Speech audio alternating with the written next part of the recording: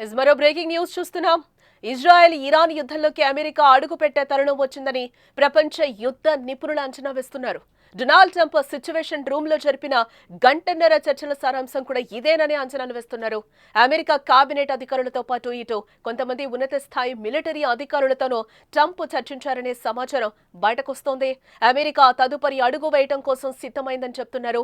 ప్రస్తుత పరిస్థితుల్లో Iran Israel యుద్ధం ఆపేందుకు ఎలాంటి దౌత్య చర్చలకు కూడా అవకాశం లేదని అర్థమవుతోంది.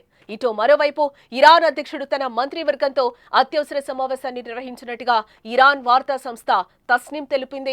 ఇజ్రాయెల్ నుంచి మరిన్ని దాడులు ఉండే అవకాశాలతో పాటు అమెరికా ఏ క్షణమైనా యుద్ధంలోకి ప్రవేశించొచ్చని కేబినెట్ లో చర్చించినట్టుగా తెలుస్తోంది. ఈ సమావేశానికి సంబంధించిన ఫోటోలను కూడా తస్నీం మీడియా పోస్ట్ చేసింది. ఇక ఇదే అంశానికి సంబంధించిన మరింత సమాచారం మా న్యూస్ ఎడిటర్ తిరుమల అందిస్తారు. తిరుమల్, అమెరికా అడుగు పెట్టబోతోందనుకోవచ్చు అంటారా? ఇజ్రాయెల్ ఇరాన్ యుద్ధంలోకి ఏంటి? జానకి, ఇక్కడ అమెరికా లక్ష్యం ఒకటే. ఇజ్రాయెల్ దాడి చేసిన అమెరికా అడుగుతున్న పాయింట్ ఒకటే, ఇరాన్ అణు పరీక్షల్ని వదిలేయాలి, అణు సంబంధించిన ఒప్పందాల్ని చేసుకోవాలనేది ఇది అమెరికా యొక్క మొదటి లక్ష్యం. అమెరికా ఈ పదే డొనాల్డ్ ట్రంప్ పదే ఖమేనీకి వార్నింగ్ ఇస్తున్నారు. నువ్వు గనుక అణు ఒప్పందానికి రాకపోతే ఇరాన్ ఖతమవుతుంది అని చెప్పేసి. నిన్న G7 సదస్సు కోసం కెనడా వచ్చిన డొనాల్డ్ ట్రంప్ ఉన్నట్టుండగానే మధ్యలో వెళ్ళిపోయారు. ప్రస్తుతం ఆయన వాషింగ్టన్లో ఉన్నారు.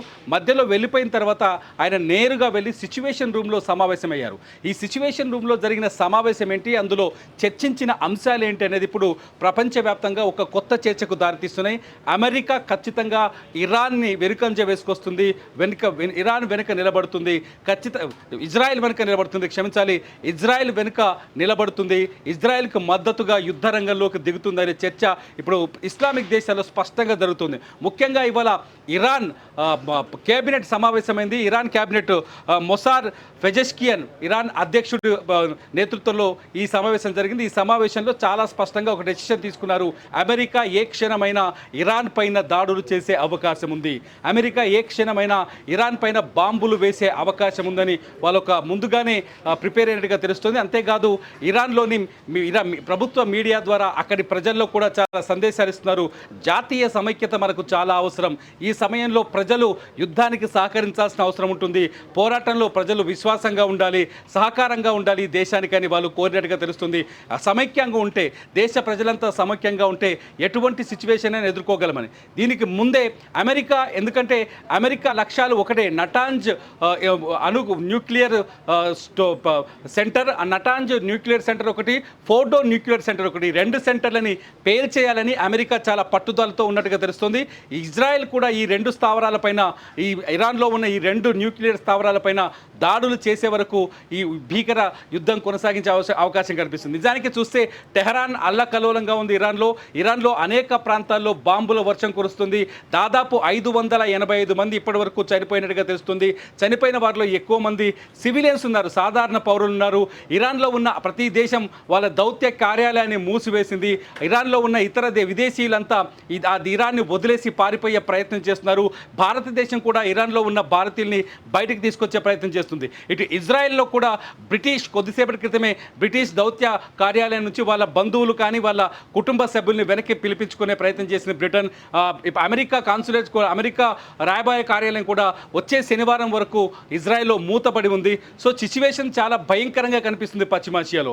ఇరాన్ కోరుతుంది ప్రపంచ దేశాలన్నిటికీ మాకు మద్దతు కావాలని. కొద్దిసేపటి క్రితమే రష్యాను కూడా ఇరాన్ అభ్యర్థించింది, ఈ యుద్ధంలో మీరు ఖచ్చితంగా ఈ యుద్ధాన్ని ఆపే ప్రయత్నం చేయండి, లేకపోతే భద్రతా మండలిలో ఇరాన్ చేస్తున్న తప్పు గురించి, ఇజ్రాయెల్ చేస్తున్న తప్పు గురించి భద్రతా మండలిలో ఖచ్చితంగా ప్రస్తావనకు తీసుకురావాలని చెప్పేసి ఇరాన్ ఇతర దేశాల వాళ్ళ మద్దతు దేశాలకు కూడా విజ్ఞప్తి చేస్తుంది. అమెరికాలో నిన్న ట్రంప్ ఇక్కడ ఎందుకు అమెరికా బాంబులు వేసే అవకాశం ఉంది, ఎందుకు అమెరికాకి ఇరాన్ భయపడుతుంది అంటే, ట్రంప్ సిచ్యువేషన్ రూమ్లో దాదాపు 1:20 పాటు చర్చించారు. ఈ సమావేశంలో అమెరికా విదేశాంగ శాఖతో పాటు భద్రతా సలహాదారులు కూడా ఈ సమావేశంలో ఉన్నారు, మిలిటరీ జనరల్స్ కూడా పాల్గొన్నారు. అట్లాగే వీళ్ళంతా కలిసి ఒక కొత్త వ్యూహాన్ని పనబోతుందని తెలుస్తుంది. నిన్న కెనడా నుంచి ట్రంప్ వెనక్కి వెళ్ళిపోవడంతో ఫ్రాన్స్ అధ్యక్షుడు ఒక కామెంట్ చేశాడు. ఆయన ట్రంప్ ఇరాన్ ఇజ్రాయెల్ మధ్య సంధి కుదిర్చే ప్రయత్నాలు చేస్తున్నారని. కానీ ఈ కెనడా ఫ్రాన్స్ అధ్యక్షుడి వ్యాఖ్యల్ని ట్రంప్ ఖండిస్తూ ఆయన మోక్రాన్ ఆ వ్యాఖ్యల్ని ట్రంప్ ఖండిస్తూ చాలా స్పష్టంగా చెప్పాడు, ఇది దౌత్యపరమైన చర్చల కోసం వెనక్కి వెళ్ళట్లేదు, దీనికి అంతకంటే పెద్దది ఒకటి జరగబోతుందని చెప్పాడు ట్రంప్. డొనాల్డ్ ట్రంప్ వ్యాఖ్యలు నిజంగా ఇరాన్ని భయపెడుతున్నాయని చెప్పాలి, లేకపోతే ఇరాన్లో ఆందోళనని లేకపోతే ముందు జాగ్రత్తల్ని రేకెత్తిస్తున్నాయని చెప్పాలి. ఎందుకంటే ట్రంప్ అంతకంటే పెద్దది జరగబోతుందని చెప్పడం వెనక అర్థం ఏంటి అంటే, ఫోర్డో న్యూక్లియర్ సెంటర్, ఇరాన్లో ఉన్న ఫోర్డో న్యూక్లియర్ సెంటర్ పైన దాడి చేయాలని అమెరికా ఆలోచిస్తున్నట్టుగా ఇరాన్ చెప్తోంది. ఇరాన్లో ఉన్న ఇంటెలిజెన్స్ చెప్తున్నారు. ఇరాన్ ప్రభుత్వం కూడా కొద్దిసేపటి క్రితమే ఈ విషయాన్ని ప్రకటించింది, అమెరికా ఏ క్షణమైనా మన పైన దాడి చేసే అవకాశం ఉంది అని. అంటే ఫోర్డో న్యూక్లియర్ సెంటర్ ఇరాన్లో ఒక పర్వత శ్రేణి కింద, ఒక పెద్ద కొండల శ్రేణి కింద ఫోర్డో న్యూక్లియర్ సెంటర్ ఉన్నట్టుగా చెప్తున్నారు. ఆ మొత్తం సొరంగ మార్గాన్ని తవ్వి ఆ సొరంగం లోపల ఈ న్యూక్లియర్ వెంచర్ని ఏర్పాటు చేసినట్టు తెలుస్తుంది. ఆ న్యూక్లియర్ సెంటర్ని ధ్వంసం చేయాలి అంటే ఇప్పుడు యుద్ధంలో వాడుతున్న నార్మల్ బాంబులు సరిపోవు, దానికి అతిపెద్ద బాంబు కావాలి అనే ఆలోచన చేస్తున్నట్టుగా తెలుస్తుంది. అమెరికా ఇంటెలిజెన్స్ కూడా చెప్తుంది. అంతేకాదు కొందరు జర్నలిస్టులు ఎవరైతే ఇస్లామిక్ దేశాల నుంచి కానీ ఇరాన్ యుద్ధం నుంచి కానీ ఇస్లామిక్ దేశాల్లో ఉంటూ రిపోర్ట్ చేస్తున్నారో వాళ్ళు కూడా చాలా స్పష్టంగా చెప్తున్నారు, యుద్ధంలోకి అమెరికా ఎంటర్ కాబోతుంది, ఎక్కువ సమయం పట్టదు, ఏ క్షణంలోనైనా అమెరికా ఇరాన్ పైన బాంబులు వేసే అవకాశం ఉందని చెప్తున్నారు. మొత్తానికైతే ఇప్పుడు పశ్చిమాసియా చాలా స్పష్టంగా, పశ్చిమాసియాలో అమెరికా కనుక యుద్ధంలోకి ఎంటర్ అయితే పశ్చిమాసియాలో ఉద్రిక్త పరిస్థితులు తలెత్తాయని చెప్పాలి. కొద్దిసేపటి క్రితం ఇరాన్ అధ్యక్షుడు కూడా చాలా స్పష్టంగా చెప్పారు, అమెరికా ఖచ్చితంగా, ఎందుకంటే అమెరికా ఖచ్చితంగా యుద్ధంలోకి వస్తుందన్నట్టుగా భావించాలి. ఒకవేళ ఇరాన్ ఇజ్రాయెల్ యుద్ధంలోకి మూడో దేశం ఏదైనా వచ్చింది అంటే అది ఖచ్చితంగా ఇరాన్ పైన పూర్తి ప్రభావం పడుతుంది. అంతేకాదు ఇజ్రాయెల్ విధ్వంసానికి కూడా కారణమవుతుంది. రెండు దేశాల్లో విధ్వంసంతో పాటు ఈ ప్రభావం పక్క దేశాలకు కూడా, ఇతర ప్రాంతాలకు కూడా విస్తరించే అవకాశం ఉందని చెప్పేసి కొద్దిసేపటి క్రితమే ఇరాన్ అధ్యక్షుడు కీలకమైన వ్యాఖ్యలు చేశారు. సిచ్యువేషన్ చూస్తుంటే చాలా భయానకంగా కనిపిస్తుంది. కొద్దిసేపటి క్రితమే ఇరాన్ అధ్యక్షుడు ఇరాన్ సుప్రీం లీడర్ ఖమేనీ కూడా ఒక తెహ్రాన్ మీడియాకి ఒక వీడియోని రిలీజ్ చేశారు. ఆ వీడియోలో కీలకమైన వ్యాఖ్యలు చేసినట్టు కనిపిస్తుంది. ఇరాన్ ఎవ్వరికీ భయపడదు, ఎవ్వరికీ తల వంచదు, ఇరాన్ ఎవరికీ తల ఒగ్గి పనిచేయదు, ఇరాన్ చరిత్ర తెలిసిన వాళ్ళెవరూ ఇరాన్కు వ్యతిరేకంగా మాట్లాడరు అని ఖమేనీ చేసిన ఈ వ్యాఖ్యలు ఖచ్చితంగా అమెరికాకు ధీటుగా నిలబడతామని చెప్పినట్టుగా కనిపిస్తుంది. యుద్ధం మరింత భీకరంగా మారే అవకాశం కనిపిస్తుంది. ఇరాన్లో దాదాపు ఇప్పటివరకు 1100 ప్రాంతాలని ఇజ్రాయెల్ టార్గెట్ చేసింది. ఇటు ఇజ్రాయెల్లో కూడా టెల్ అవీవ్ అట్లాగే జెరూసలేం నగరాలు దాదాపు ఎక్కువ ప్రాంతాల్లో ధ్వంసమైనట్టుగా కనిపిస్తుంది. కాకపోతే ఇక్కడ ఒక మైండ్ గేమ్ నడుస్తోందని కూడా ఇరాన్ వ్యాఖ్యానిస్తోంది. అల్ జజీరా కొద్దిసేపటి క్రితం ఒక ఆసక్తికరమైన కామెంట్ చేసింది. ఇజ్రాయెల్లో పూర్తి స్థాయిలో అల్ జజీరాని బ్యాన్ చేశారు, అల్ జజీరా ప్రతినిధుల్ని అక్కడి నుంచి బయటకు పంపించేశారు, అక్కడి నుంచి రిపోర్టింగ్ని బ్యాన్ చేసింది ఇజ్రాయెల్. కానీ ఇజ్రాయెల్ కూడా తీవ్ర స్థాయిలో దెబ్బతిన్నది ఇరాన్ దాడుల్లో. ఇజ్రాయెల్కున్న ఐరన్ డోమ్ కూడా తీవ్రంగా దెబ్బతిన్నది, 1/3 దెబ్బతిన్నది.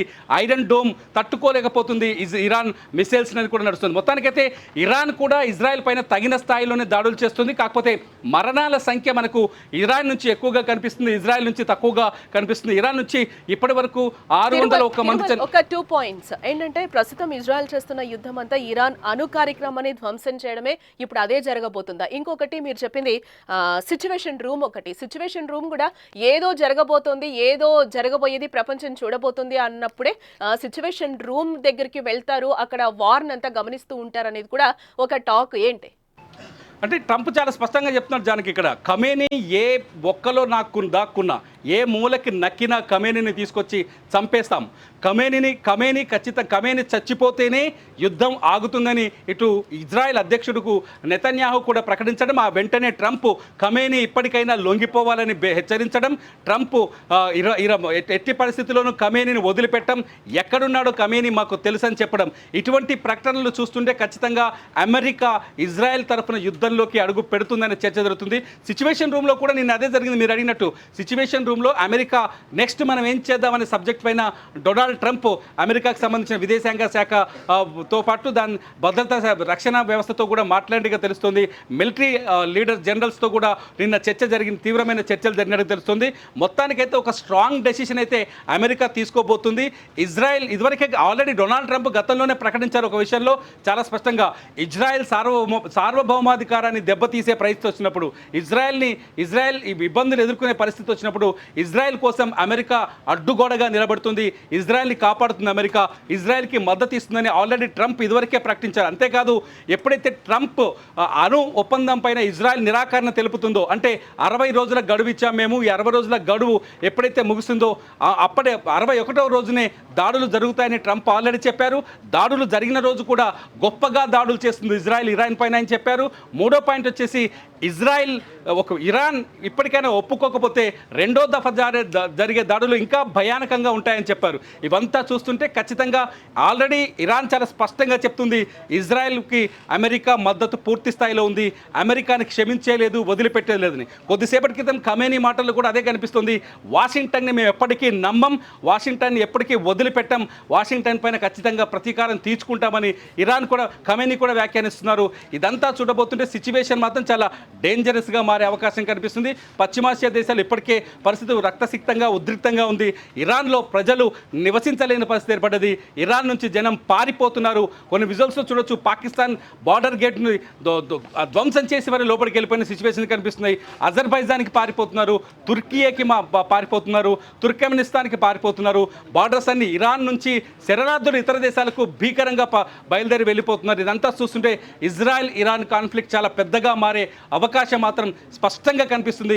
అమెరికా ఎట్టి పరిస్థితులు ఏదో క్షణంలో ఖచ్చితంగా ఇజ్రాయెల్ పైన బాంబు దాడులు చేసే అవకాశం ఉంది. ఈ దాడులు కూడా ఫోర్డో న్యూక్లియర్ సెంటర్ టార్గెట్ చేసుకొని జరిగే అవకాశం ఉన్నట్టుగా చెప్తున్నారు.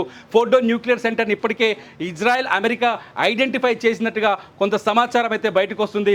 ఫోర్డో న్యూక్లియర్ సెంటర్ ఒక పర్వత శ్రేణి కింద సొరంగ మార్గం తవ్వి ఆ సొరంగ మార్గంలో ఫోర్డో న్యూక్లియర్ సెంటర్ ఏర్పాటు చేశారు. నిజానికి తనంజా కూడా ఒక భూగర్భంలో ఉంది. ఆ భూగర్భంలో న్యూక్లియర్ సెంటర్ ఉంది. దానిపైన కూడా దాడులు జరిగాయి. మొదటి రోజే దాడులు జరిగాయి, కానీ స్వల్పంగా ధ్వంసమైంది, ఎటువంటి ఇబ్బంది లేదని ఇంటర్నేషనల్ అణు నియంత్రణ సంస్థ ప్రకటించింది. కానీ ఇప్పుడు ఫోర్డో పైన దాడులు చేయాలని ఖచ్చితంగా అమెరికా పట్టుదలతో ఉంది. కాబట్టి ఖచ్చితంగా దాడి ఏ క్షణమైనా అమెరికా ఇరాన్పై విరుచుకు పడొచ్చనే అంచనాలైతే కొనసాగుతున్నాయి. జానకి రైట్ తిరుమల. మొత్తంగా మనం చూడొచ్చు, ఇజ్రాయెల్ ఇరాన్ యుద్ధంలోకి అమెరికా అడుగు పెట్టే తరుణం వచ్చేసిందని కూడా మనకి ఇక్కడ ప్రపంచ యుద్ధ నిపుణులు అంచనా వేస్తున్న పరిస్థితి కనిపిస్తుంది. డొనాల్డ్ ట్రంప్ సిచ్యువేషన్ రూమ్ లో జరిపిన గంటన్నర చర్చల సారాంశం కూడా అదే అనే అంచనాలు అయితే వేస్తున్న పరిస్థితి.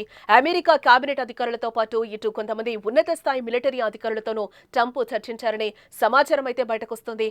అమెరికా తదుపరి అడుగు వేయటం కోసం సిద్ధమైందని కూడా చెప్తున్నారు.